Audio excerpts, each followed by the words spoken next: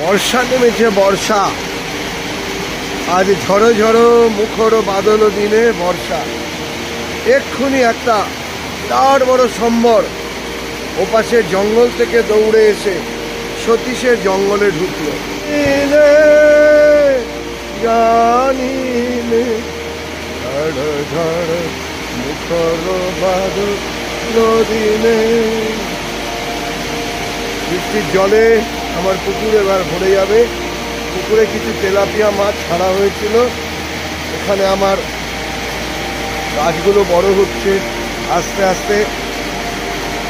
ওখানে ময়ূর একটা এখনো মাঠে দাঁড়িয়ে আছে, বৃষ্টি ভিজছে ময়ূর। বাকি ময়ূরগুলো বোধহয় উঠে গেছে গাছের ডালে। কোথায় গেল সম্বরটা? কোন গাছের তলায় গিয়ে আশ্রয় নিল?